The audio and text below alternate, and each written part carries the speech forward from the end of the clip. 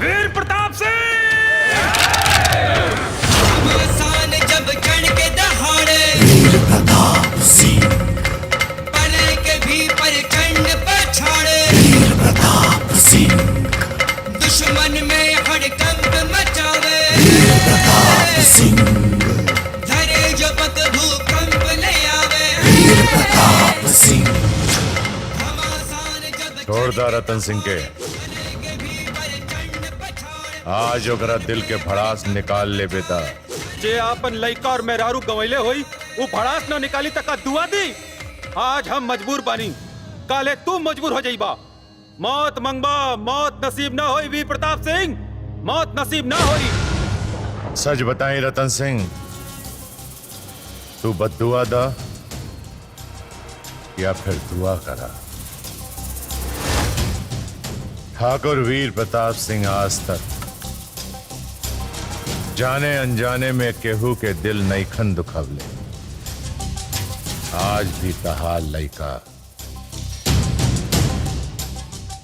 जिंदाबाद। रहुआ साच का तनी ठाकुर साहब। हम झूठ काहे कहब रतन सिंह, झूठ काहे कहब? जब इस्लामपुर के लोग मारे खातिर राम और मुमताज का पीछा कैलन, तो मुमताज के महतारी आई के हमके सब कुछ बताऊ।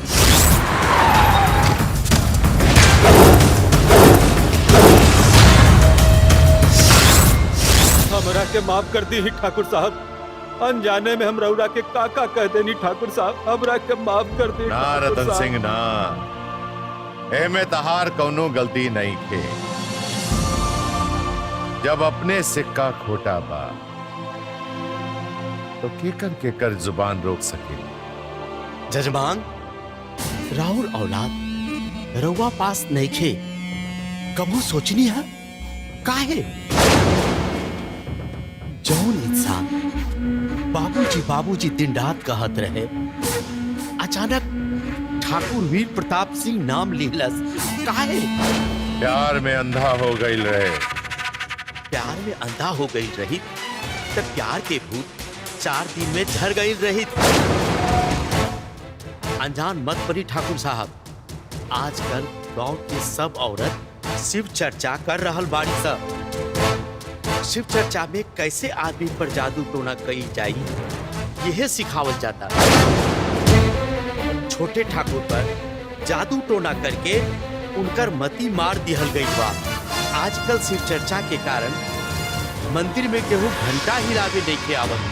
आजकल भगवान के दरबार में लोगन के अकाल पड़ गई बा, अकाल, समझनी? पंडित जी, यही ढोंग ढकोसला से गांव के बचावल हमार फर्ज बा। भीमा,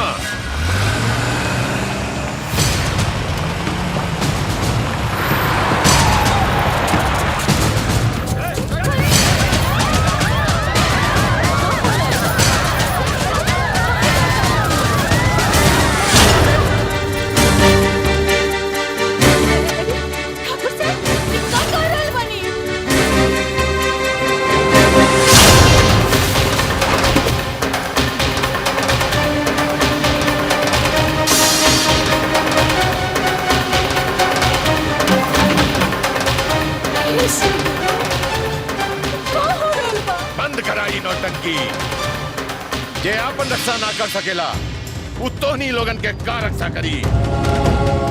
आज के बाद ई गांव ज्वार में केहू शिव चर्चा ना करी, नहीं ओकरा बारे में केहू सोची।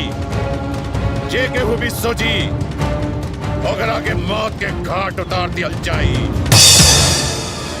जहां भी शिव चर्चा हो रहल बा, आज के आज बंद करावा। भीमा जी ठाकुर साहब। विनाश काले विपरीत बुद्धि।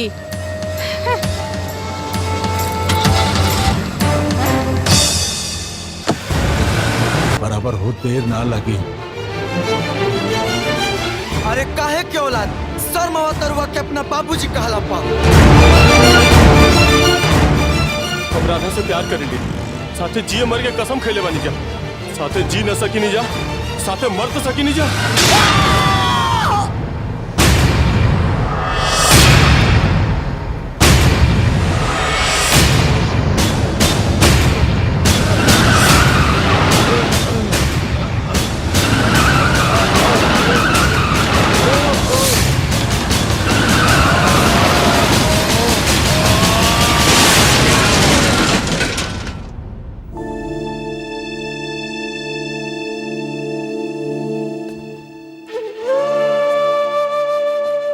डॉक्टर साहब,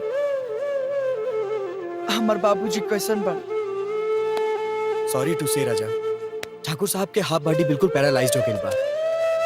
शरीर के लेफ्ट साइड हाथ पैर बिल्कुल काम कईल बंद कर दिले बा। अब ई कहल मुश्किल बा कि ठाकुर साहब पूर्ण रूप से कब ठीक हुई है। अरे केकरा के समझाओ तनी डॉक्टर साहब, जब इहे ठीक रही थे तब मालिक के आज ई दिन ना देखे के पड़ी। कोनो बात नहीं के, धीरज रख। एक गुरु बहिन, शिव चर्चा के पूजा अर्चना में विघ्न डालला के फल बहुत जल्दी मिल गई। अरे ना गुरु बहन ना, ऐसा ना बोले की चाहिए। शिव गुरु केहू के बुरा ना चाहिलन।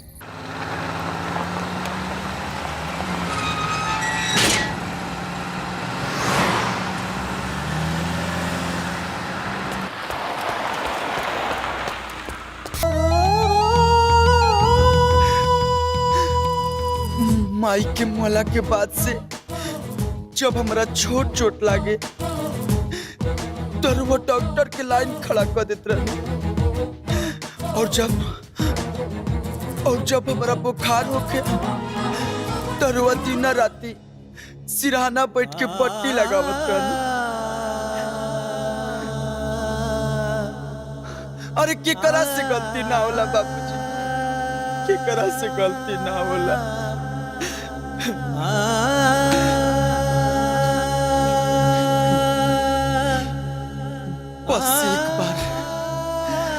बस एक बार हमरा के सेवा करे के मौका दी ना बाबूजी। ए बाबूजी, देखी आज रोज तकलीफ में बानी तो हमरा के अपन फर्ज पूरा कर दी बाबूजी। बस एक बार हमरा के सेवा करे के मौका दी ना बाबूजी, बस एक बार।